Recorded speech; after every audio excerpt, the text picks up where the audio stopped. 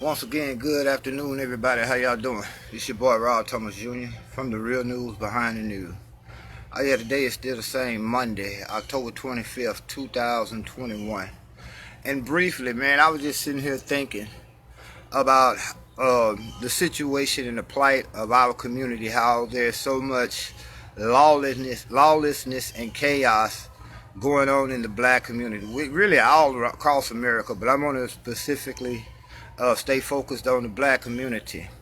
Now, I ain't gonna get, well, I might well gonna give my age out. At 50 something years old, I was on the forefront. My generation, people my age, was on the forefront of seeing some of the greatest inventions in the last 50 years. At my age, I grew up, I saw the invention of the VCR. I saw the invention of cable television. I saw the invention of video games. I saw the invention of the first computers, home computers. I saw the invention of mobile phones. I have saw the invention of smart devices. All these inventions that I just named came about during my lifetime. You know, before that, the greatest invention, that had came out right before that was the television. You got to think about it. Technology has multiplied. I mean, it multiplies pretty much 3 times every year. You buy something in January, by May, it's obsolete. And by December of that year, you're on the 3rd generation of that product. Well, let me explain how these devices that I just mentioned, from the VCR all the way down to smartphones, has contributed to the chaos and a lot of the problem we see in the black community. Before then, you had pretty much family structure. Back in the 70s was the last when the family was still a viable institution. It was still valuable because you still had mothers and fathers in most cases. Alright, when I was a kid, I would come home in my junior high school years, and mom and dad now would be at work because the cost of living rose so much. You couldn't have the father out working and mom taking care of the home. So now you got the mothers and the fathers out working. And we're left at home with cable TV to raise us. We started watching, cable TV. Cable TV came out in the late 70s. I was about 9 or 10 when cable TV came out.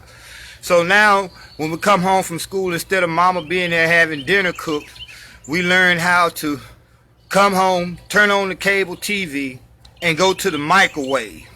Meaning that you really didn't have to have a parent home them first few hours that you was at home. So you come home, you turn on the microwave, you cook your own little dinner, you watch cable TV, and as time progressed, in my teenage years, we had the VCR. So now we're able to watch movies that normally wouldn't be available to us.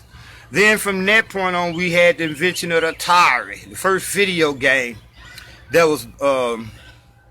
was created. Basically what I'm saying, all these inventions took away the interaction between the parents and the children, because now you have these devices that the parents are now able to allow to raise their children while they're at work. You see what I'm saying? Which in turn, with the destruction of the father in the home, the mother now, there's a single parent, she's leaving these devices to raise her children. And as time goes on, these devices get more and more, I guess you could say, deplorable in their content, where the video games go from innocent little race car games to shooting games. These things here eventually gets into the subconscious of the children, who now have no parental guidance, who has no adult supervision, but they're learning everything that they're learning from these electrical gadgets. Now here we are, let's fast forward to 2021. We have a generation, like a lot of people like to say that this is one of the smartest generations ever. I refute that vehemently. This is literally one of the most, excuse my language for saying like that, but these generations now are really some of the dumbest kids ever to come up, because they can't think. all these social media devices, these smart devices, all these electronic gadgets are thinking for your children now, as opposed to your children being able to think logically, critically, and problem solve. They basically respond to what they're seeing in the movies, on the video games, or hearing the music. Again, there's no parental supervision most times in a lot of these children's lives. They're left at home on their, to be raised by electrical gadgets.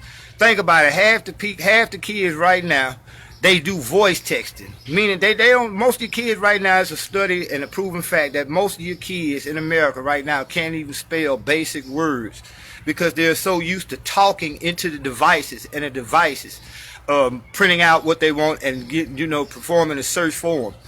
Or when it comes down to critical thinking, they're lost because they're used to allowing these cell phones, these smart tablets, and all these other smart devices to do the thinking for them. Hence, they have no ability to problem solve. Hence, when they get into a lot of these high pressure situations, they can't really think like we was able to. Not saying that we were better than them, but it's just that we didn't have, even though we saw the forefront of the technology, we was on the forefront of the technology has gotten so sophisticated that now they call them smart devices. Why do they call them that? Why do they call it an Android? Because, y'all excuse me, man, I've been climbing up and down these ladders. I'm sweating kind of hard.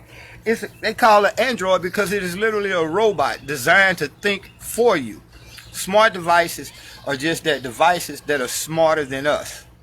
So that's part of the reason why we have to get back to spending time with our children, getting to know their day-to-day life, teaching them at home the things of problem solving, conflict resolution.